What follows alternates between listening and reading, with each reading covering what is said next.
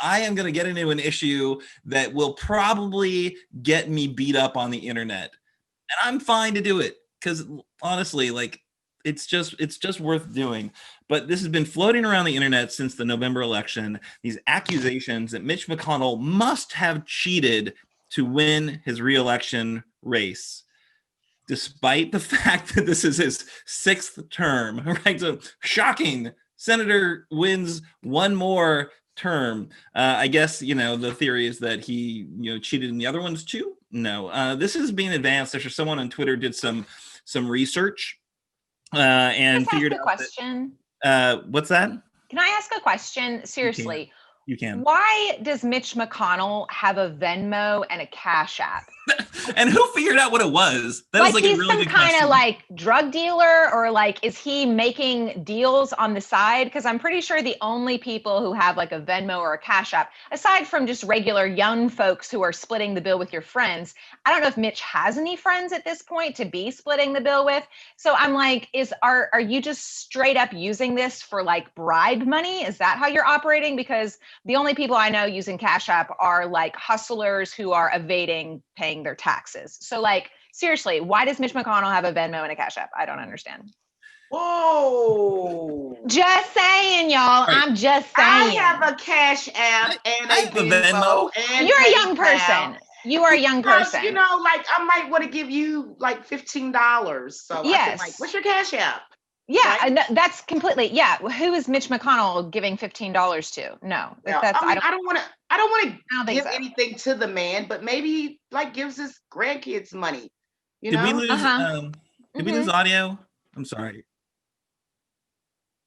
Okay, so I did see a comment that made it sound like maybe there wasn't audio. It was from Nate. So nobody heard me. I don't know. Oh yeah, no. Nate is now quoting Samantha Jean, so clearly he can hear you. I'm gonna stop reading the comments, is what I've learned. Don't read the comments, which is my general rule of thumb, in life. but yeah. All right, so I'm gonna try to get back to the story I was trying to tell, Samantha Jean. I'm sorry, Samantha, I just had to interject. When I heard Kimberly's point earlier, I had a similar wait. Why does he, and what is it, and how did people find out about it? Although I guess when you use Venmo, seriously, it's like the settings are such that it's like global, right? Like you open up Venmo and you're like, oh, random people I don't know are giving each other money. Like, why do I care? Anyway, so maybe somebody just saw that, Seems suspicious. Maybe some malicious activity. I think there probably was some malicious activity, and maybe he was accepting large amounts of cash. I'm just saying. I'm sure that's how he pays the Breathitt County county clerk to bring the votes his way, right? I think it's very. I think it's suspicious. Whatever. Right. I'm calling it out. He probably is like. That's his dark money. That's probably how he shoots out his dark money. And it was some high school kids because they haven't been in school and they haven't been really doing their work like they're supposed to. So they have nothing else better to do. Hear mom and dad gripe about Mitch McConnell and then go and find out how to rectify mom and dad. Mitch is never going to miss a chance to get money, to bring in money. He's on all the platforms. He is absolutely there. Anyway, so what I'm going to talk about right now, Samantha Jean, is a internet conspiracy that has been making its way around Twitter. It went from Twitter to Facebook to rawstory.com, which, I never thought of as, PBS in terms of its, quality of journalism, but I thought it was halfway legitimate. And unfortunately, no. What I wanted to talk about is the fact that, yes, small rural Kentucky counties have been going overwhelmingly for Mitch. This election, certainly. There's a long, proud history of some of these small rural counties being Democratic counties, but that's when Kentucky was a one-party state. If you look at it historically, we have only ever had 6 Republican governors in Kentucky. And none of them have won re-election because people don't really like the way Republicans have traditionally governed in Kentucky, but there have been changes, right? Culturally, things have changed. We are a red state. We are one of the last Southern holdouts to switch our allegiance from Democrats to Republicans, but we are very much a Republican state, and the whole theory, it's like it's all based on Mitch's low approval rating.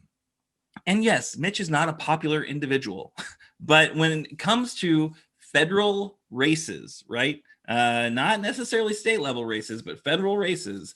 The Democratic Party has a brand problem in Kentucky because Nancy Pelosi and Chuck Schumer are the kind of standard bearers of the Democratic Party in Kentucky. That's what people see. That's what people think.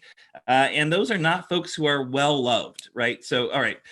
The individual who advanced this theory keeps pointing to an 18% approval rating, despite the fact that Mitch's approval rating at the actual time of the election was about 33% approval. So he was able to bring it up. And of course, that 18% is a national number. And as we know, Kentucky's Senate race is not a national election. He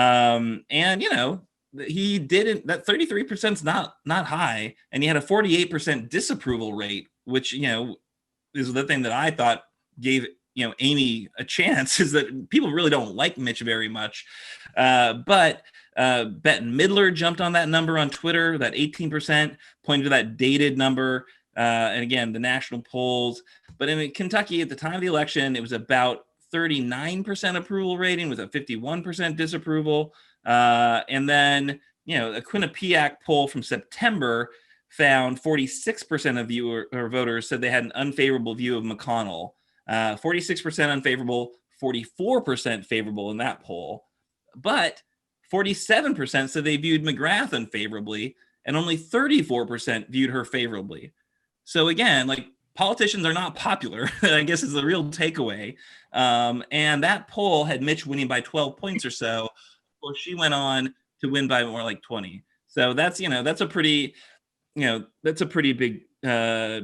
big deal there. So let's look at those kind of rural numbers that have this internet researcher so alarmed, right? So they, coming back to Breathitt County again, they talk about the fact that there were 9,500 registered Democrats and only, 1,500 registered Republicans, and that, McGrath only got 1,600 votes there, despite these, 9,000 plus folks who were registered Democrats.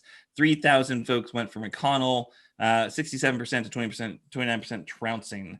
And this person is very outraged about the fact that McGrath only got 17% of registered Democrats in Breathitt County, which, again, there's a high number of registered voters. There's not as many active voters. There's 11,000 registered voters or whatever, and total voters were like, we saw 4,200 vote for Trump in that county. McConnell got less votes than Trump. McGrath got more votes than Biden, which to me says, like, okay, so this all makes sense. This is a rural county that's conservative. And while McConnell, this is the first time that the second time that he's won that county. He beat Grimes in 2014, and he lost to Lunsford in 2008.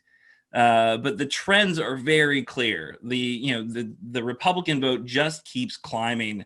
And one thing that is remarkable that this person doesn't talk about at all in their theory is that Trump was on the top of the ticket, and Trump is incredibly popular in rural counties.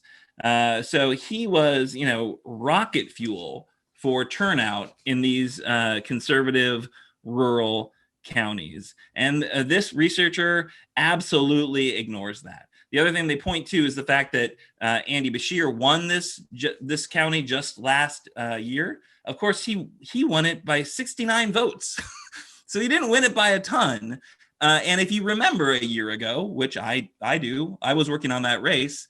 Andy Beshear, who, beloved former, attorney general, son of a former governor who expanded Medicare for our state, did a lot of really good things for the state. and was running against the incredibly unpopular Matt Bevin. Right, so Matt Bevin was far more unpopular than our friend Mitch. Because Matt Bevin was one of the world's worst politicians and went out of his way to pick fights with everyone he could. So you had like teachers up in arms, and everyone knows and loves teachers. So when you're going out of your way to pick fights with teachers and call them horrible things, you're not going to be very popular. Mitch McConnell, say what you will about him, and there's lots of bad things that we've said here on this show, but he's not an idiot. He doesn't go out of his way to pick fights with anyone, except for maybe the uber left and calls us socialists and all these things. But he knows his base. And again, a national race is a lot different than a local race, which is really what a governor's race is all about. The turnout was far lower for Andy Beshear's win in Breathitt County, and Trump, as I said before, was rocket fuel for turnout for a lot of these rural counties. So there's nothing here. There's no conspiracy here. There's no there. Yet this has been circulated over the internet. It's shown up on our Facebook page, which is why I felt compelled to address it. People are sharing it on our group, saying that people need to spend their time and energy investigating this election. There's nothing to investigate.